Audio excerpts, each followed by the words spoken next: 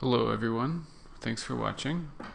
My name is Ben Richards, the Communication Librarian at Cleveland State University. Today we will be looking at the keyword assignment for Communication 101, and more specifically, how to use Communication and Mass Media Complete, a library database, to find and use scholarly articles in defining your communication concepts or keywords. Scientists publish the results of their research in scholarly, peer-reviewed journals. Because scientists have expert backgrounds in their fields of study, because they follow the scientific method, and because their research is peer-reviewed by other experts in the field, the research contained in scholarly peer-reviewed journals is generally thought to be scientifically sound. This does not mean that anything you read in a scientific article is 100% flawless and does not need to be met with a critical eye, but over time, as scientists observe the world around them, they are able to develop theories about how the world operates. Through scientific studies, they can test these theories. We can use their studies to learn more, and even contribute by making connections, observing patterns, or offering critiques of our own. First, let's get to the database. Go to library.csuohio.edu in your internet browser of choice. This is the homepage of the Michael Schwartz Library. There are a few ways to get to the database Communication and Mass Media Complete. The most direct way to get there is by clicking Research Databases and using the alphabetical navigation here to find the database.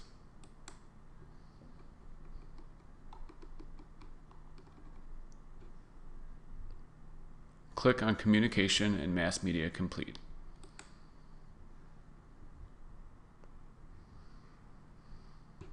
If you are off campus, you will be prompted to log in with your library PIN. If you do not have or cannot remember your PIN, click link number 1 in the description of this video. Great! We're here in Communication and Mass Media Complete. Communication and Mass Media Complete is a database focused just on the communication discipline. Think of it like walking through a giant library. Rather than search the whole library, you might want to find the section that's most relevant to you. Databases are also more powerful than other search engines. Look at all of the controls we have in front of us. It can be a little bit intimidating, but I promise it won't be as bad as it looks. We'll start out simple. The first step is to do a search with your communication concept. Let's search for role-taking. As defined broadly, role-taking is the act of imagining the world from others' perspectives. I'm just going to do a keyword search, so I'm going to leave this drop-down menu alone.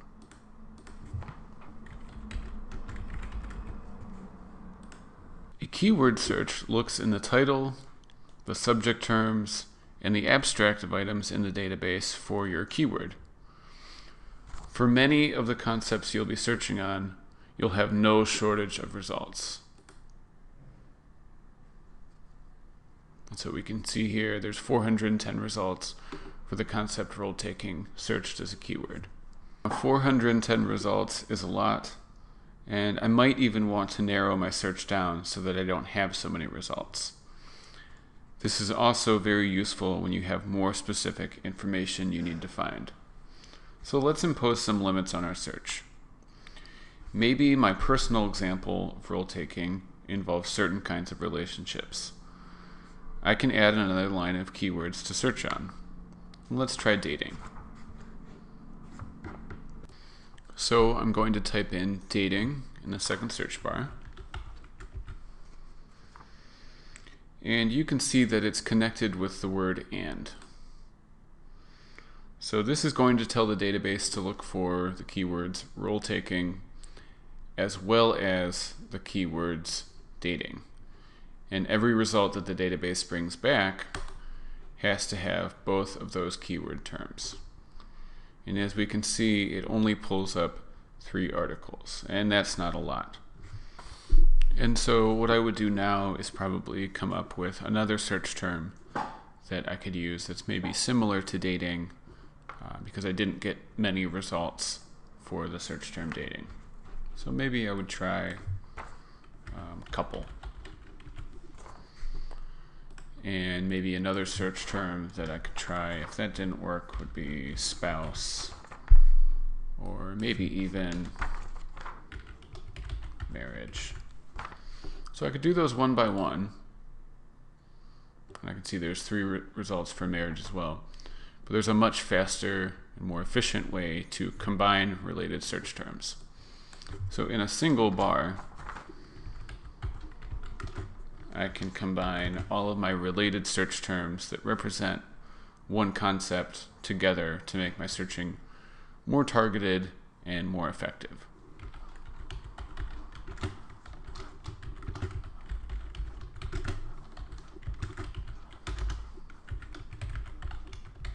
So here we have dating, or couple, or spouse, or marriage. And you'll see or is capitalized just like and that's really just for a visual effect. But in databases, or in EBSCO databases, and the word or are treated as something that's called operators. And they are giving specific instructions to the database on how to use the search terms that you are entering in. So this is going to tell the database to look for role taking. Every item that comes back in a search has to have role taking somewhere in the title or the abstract or the subject terms. But then it also has to have this bar satisfied. But it doesn't have to have all of these terms. It doesn't have to contain dating and couple and spouse and marriage. It only has to have one of those search terms that's contained in the bar. So let's do a search now. And this is a pretty good number. And if I'm looking through here, I can see this actually looks kind of interesting. So I'm going to click on it to learn more. And before I click on it, I can see that it's an academic journal. So the database is giving me information about what kinds of sources the items are. And right now all of these are academic journals, or this one is a conference proceeding. But I just wanted to point that out. So I'm going to click on the title. It's hyperlinked. And this is what's called a database record. So this has all the information about the article or the other items in the database. So we know it's a scholarly article or an academic article. And here I can see who the author is. I can see the source, which means the journal that the article is published in. So it's published in Social Psychology Quarterly. It's published in September of 2004 in the 67th volume, issue 3, and it even gives me page numbers, even though this is online, or we're accessing it online. It was published in a physical format, so it has page numbers. Now, looking further down, I can see these blue subject terms. I mentioned that earlier. This is one of the fields of the database record that the keyword is being searched in. So subject terms are essentially a controlled set of vocabulary that the librarians or the catalogers who work for the database use to describe the items in the database. So for any article that they find relates to role-taking, they're going to tag it with this role-taking sociology subject term. And if I want to, I can click on it, and it will take me to all the other articles that have that subject term. And you'll notice when we did a keyword search for role-taking, without searching the subject field, there were a lot more articles. That's just one thing to keep in mind. However, oftentimes the subject terms can be really helpful in giving you clues on other terms that you might pull into your search later on down the road as you're getting a little bit more specific. So after the subject terms, we see that there is this abstract. And essentially, An abstract is a brief summary of an article. So always read the abstract before you dive in to the full text of an article. This can save you a lot of time. It's usually a little bit easier to read, easier to comprehend if you're not an expert in the field. It's easier to read the abstract than to just dive in head first into the article and try and decipher the meaning. So now, after reading the abstract, if I decide that I want to read the article, all I have to do is click PDF full text. Now, every publisher and every journal is going to look a little bit different, but they're all going to follow the same basic format. So on the first page, we again see the abstract and also that citation information, like the name of the publication and the volume number, date, issue number, pages, title of the article, author, and even the institutional affiliation of the author. So Alicia D. Cast is a faculty member at Iowa State University. Now, after all of that sort of citation, bibliographic information, comes the introduction and a literature review. And sometimes the introduction and the lit review are combined as they are here. So the literature review is the section where the authors explain what it is they hope to study. It's where they define important concepts that they're going to be using in the research. And in addition to defining concepts, they also review previous research in those concepts or in the field. And that's why it's called a literature review. So looking through the literature review, I can see all these in-text citations in parentheses. So those are references to previous research that's been done in role-taking or on the effects of role-taking on interaction, etc., etc. And if I want to, I can jump to the end of the article and find the references to actually trace those citations back and get to the original articles. So after the lit review, we come to the method section. And this is where the authors explain what or who they're studying, what the sample is. They explain how they're collecting the data. So we can see here, there's some video interviews, and the sample says that this is from a study that was conducted previously in 1991 and 1992, and essentially it's interviews collected from 574 couples at different times in their marriage. That's the sample that the author's working with. The method section will also discuss what's actually being measured. So we know the article is about role-taking and interaction, but how is the author going to measure those variables? So here we can see there's an instrument that's being used. It's a 5-item scale. And if you wanted to, you could follow up on this reference to actually see that measurement or instrument as it was published in the literature. And there's other variables as well. There's supportive and disruptive behaviors are going to be measured. And sometimes it's in the method section, sometimes it's separate. There's usually a discussion of how the data is going to be analyzed. And so here is where the math starts to come out. So they're talking about different methods of statistical analysis of the data in the analysis section. The results section is also going to be highly quantitative in many cases. Here's where they essentially lay out the results of the study. Oftentimes you'll find tables or charts, which if we looked at these, they would probably make the results a little bit easier to understand. It's actually laid out visually. And then finally you have a discussion and a conclusion section. And sometimes these are combined just into a conclusion. Sometimes they're combined here as a discussion and conclusion section. Sometimes they're separate. But this is where the researchers and the authors explain what the implications of their research are. not only what the results of the study are, but what does this mean for a real-world application of these communication concepts or communication phenomena that are being observed. So you can use these articles in a number of ways in your keyword assignment. So based on this study, which I know from reading it more in depth, used a data set of interviews of married couples at different times during their marriage to measure role-taking, supportive behavior, and disruptive behavior. The researcher found that wives rate themselves as having higher role-taking accuracy, but they used less supportive behavior and more disruptive behavior.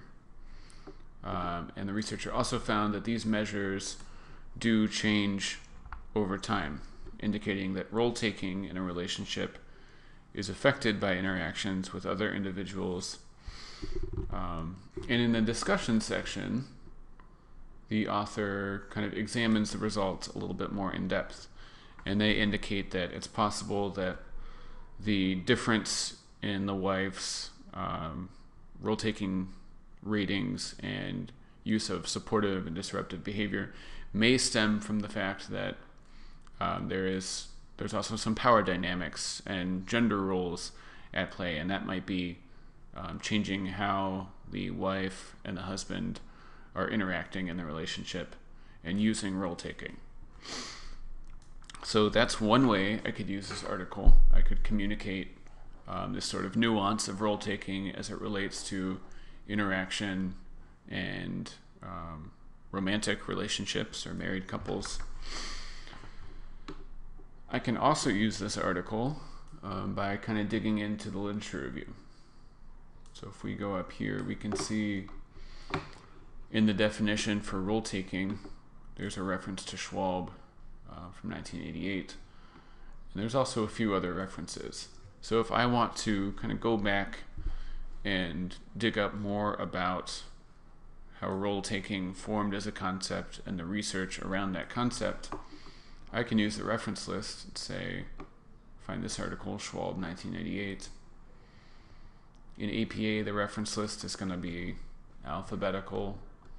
So here's the article. And if I want to, I can see if the library has access to the Journal for the Theory of Social Behavior from 1988, and I can read this article if I'd like to. So that's another way you can use searching in Communication and Mass Media Complete to trace an idea back to when it was introduced in the literature for a more in-depth definition. So reading academic articles can seem tough at first. They're really dense.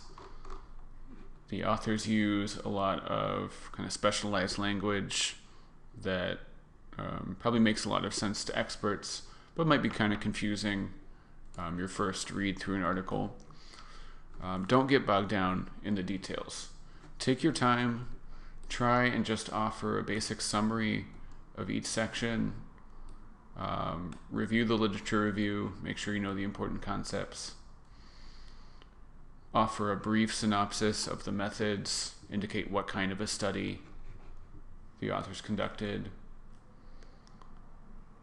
Be able to communicate the basic results of the study. You don't have to be an expert in statistics to just relay the basic outcome of the study. And make sure that you can also communicate the importance of the study or what the results did to further the researcher's understanding of the communication concepts or phenomena that they are studying. So again, you don't have to be a complete expert in the article. It's really just your job to offer a good summary and then relate the article that you're choosing back to the communication concept that you have. So let's just look at a few other features of the database. Now, I'm back in the results list, and I've done, again, just a basic search for role-taking. You can see there's 410 results. On the left-hand side, there are these refine results section. These are also known as limiters. So this allows you to further restrict your searching. So you should make sure to choose scholarly if you're worried about not being able to distinguish scholarly articles from non-scholarly articles. And there are some non-scholarly articles in many of the databases. So you can see now there's only 335 items in the search. Now you can also limit by date. Oftentimes you'll want to have more up-to-date articles, so I can limit to the past 10 years if I want to see more recent research on the topic of rule taking. And you'll notice there's also this full text button.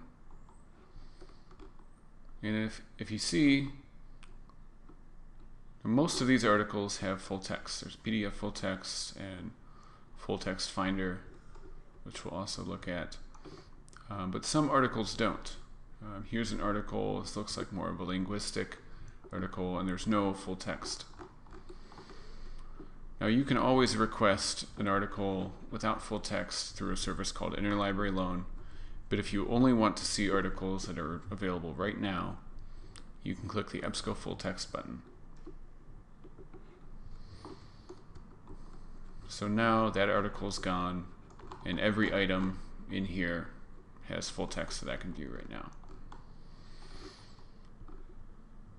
So let's look at this full text finder. With PDF, it's very easy. You click on PDF, and it takes you to the article to read. But if you click on full text finder, it's just going to take you through one more step. So here, there's only one option. Full text finder is just taking you to where the actual full text file of the article is located. So if I click this link, it's going to take me to a separate web page. In this case, it's the Electronic Journal Center, and I can find the PDF right here, and I can view it. Now, in some cases, you might see library print journals, and that indicates that the article might be available in print, and you'll determine that based on the date and the volume number and the date and the volume number that appears next to the full text finder link. So if it's an older article, we may have it actually available on the 4th floor of the library in the periodical section.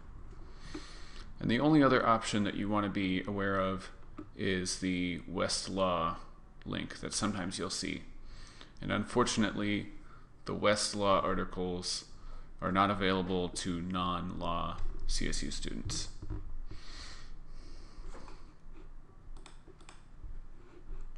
All right, so that is a basic introduction to using Communication and Mass Media Complete or other similar EBSCO databases or library databases to find scholarly literature, as well as how to use scholarly articles when you're writing your papers, especially when you're doing your COM 101 keyword assignment. So if you do have any questions, please contact me, and you can always make an appointment as well.